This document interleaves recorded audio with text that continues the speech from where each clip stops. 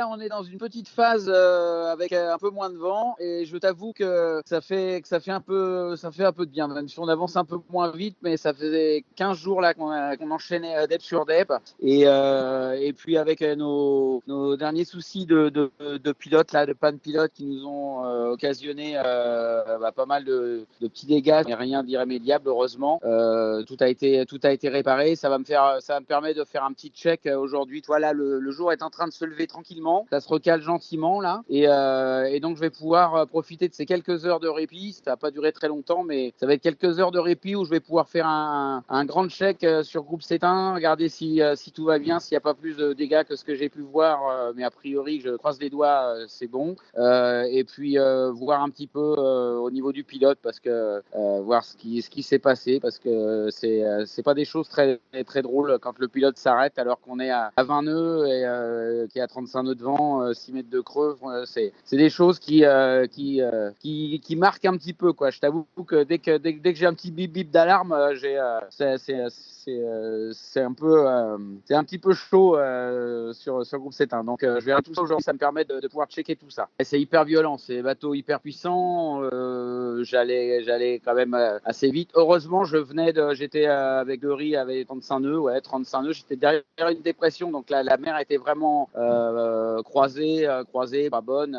Il y avait 5-6 mètres de creux et une mer croisée. J'allais quand même vite, hein, on faisait des pointes à 25 nœuds, quoi. Donc voilà, et puis d'un seul coup, le bip bip, l'alarme, le bateau qui se met en vrac, qui pousse la barre et le départ à la bâtée. Enfin, j'ai décrit tout ça, je vais pas le refaire, mais c'est c'est hyper violent. Je pensais tout casser, quoi. Donc bon, il y a eu des dégâts, mais on s'en sort pas mal par rapport à la violence de la sortie piste. Donc grand voile déchiré, mais voilà, c'était pas un endroit bien méchant, donc j'ai pu réparer. On a fait ça rapidement parce que c'est pareil, dans mon malheur, j'ai eu un peu de chance que juste au nord où ça m'est arrivé, il y avait un petit peu moins de vent, donc j'ai fait route tout de suite au nord.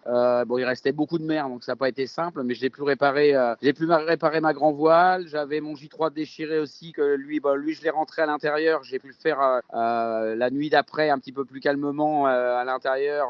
C'est plus facile pour le faire sécher. Et j'avais un chariot de grand voile qui s'est arraché aussi, que j'ai pu changer quand je suis remonté un petit peu plus au nord, où c'était un tout petit peu plus calme aussi. Donc voilà, tout a été changé et réparé assez rapidement. J'ai pu reprendre finalement ma route peut-être une dizaine d'heures après, grosso modo, ma route normale.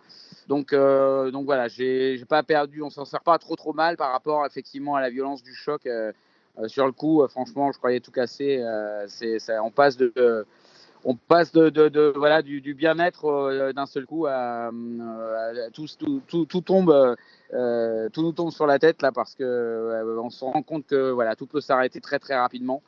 J'ai d'ailleurs une grosse pensée pour Isa. Je trouve ça c'est vraiment dur, quoi.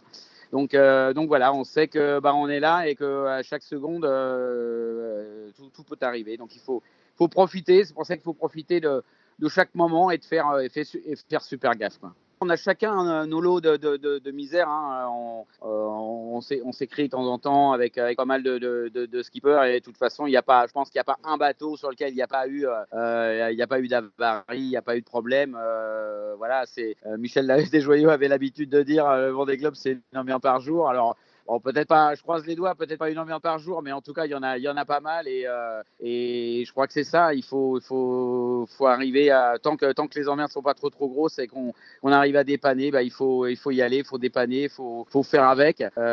Donc c'est à chaque fois, c'est effectivement une petite victoire. C'est vrai qu'on est comme des fous une fois une fois que la galère est arrivée, il faut mettre les mains dans le cambouis et je crois qu'on est tous à dire ça une fois qu'on a réparé, on crie. Enfin moi j'ai crié, c'est pareil. Voilà, on peut crier tant qu'on veut là, on est sûr qu'on ne nous entend pas. Mais c'est vraiment une petite victoire qu'on crie voilà, à tout vent comme ça.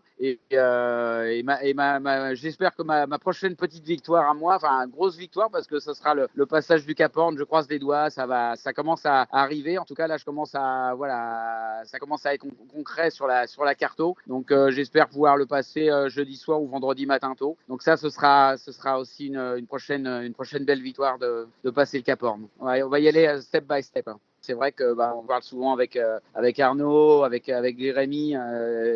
Jérémy va le passer pour la troisième fois sur 4 Vendée Globe. C'est voilà, même pour des gars comme ça qui l'ont passé plusieurs fois, c'est quand même un truc de dingue. Déjà on sait que c'est pas fini, hein, c'est encore long, la route est longue, on le sait, mais on sait que c'est une grosse étape et je trouve que c'est un truc de dingue voilà, de voir le Cap Horn qui s'approche comme ça, de passer le Cap Horn. Alors j'aime pas parler des choses trop en avant parce qu'on le voit, il peut tellement passer de choses très rapidement que je suis un peu superstitieux, donc voilà, chaque chose en son temps, mais en tout cas là, ça commence à se concrétiser quand même sur la carto et j'ai hâte parce que c'est quand même un truc de dingue être capornier comme ça. Enfin voilà, je trouve que dans le symbole, dans la partie un petit peu mythique du Vendée Globe, c'est une des grosses parties en tout cas pour moi. Ça y est, tout est devenu normal sur un groupe 7-1. Je vais faire un gros check ce matin. Là, le jour commence à se lever, comme je disais tout à l'heure. Ça va me permettre de faire un gros tour du bateau parce qu'il y a des moments, c'est une telle ambiance à bord que c'est même pas pensable d'aller sur la plage avant du bateau. C'est trop dangereux, quoi.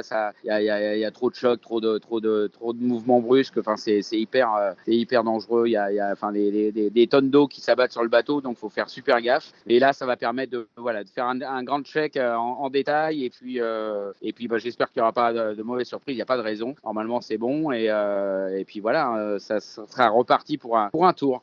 On en prend un coup psychologiquement déjà, et puis rien que la grand voile, en fait, est obligé de descendre la grand voile en grand, manipuler ces voiles qui ressemblent plus à du carton qu'à des. Enfin, c'est des voiles qui sont très épaisses, très lourdes. Donc pour arriver à coudre ça, alors déjà tu fais une couture dans la voile, une couture dans les mains, quoi. En général, ça se résume à ça. Donc c'est très dur à coudre, à coller, etc. Enfin bouger toutes ces voiles qui sont hyper lourdes. Ensuite remettre les chariots. Enfin tout ça, c'est des choses hyper physiques. Alors tu le sens pas sur le coup parce que t'as l'énergie t'as l'énergie qu'il faut pour le faire, la hargne, et sur le coup tu sens rien du tout. Enfin t'as une force qu'elle soit morale, mentale ou physique, et qui est décuplée.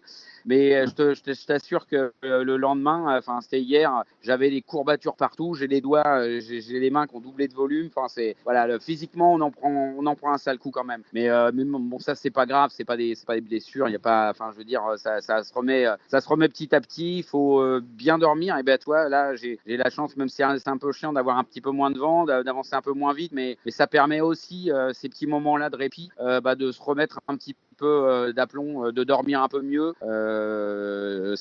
On dort plus serein, et puis bien manger. Enfin voilà, faut faire attention à soi aussi, parce que il y a le bateau, mais il y a le bonhomme aussi, hein. C'est un vrai couple homme-bateau qu'on emmène, qu'on emmène au bout. Donc il faut faire attention aux deux. C'est vrai qu'on a tendance nous à penser bateau, quoi, et il faut pas s'oublier là-dedans parce qu'on a besoin d'être en forme aussi. Ce sont des bateaux qui demandent quand même beaucoup de physique, quoi. Donc voilà. Non, sinon le bonhomme, le petit bonhomme va bien, il y a pas de souci, il est en pleine forme.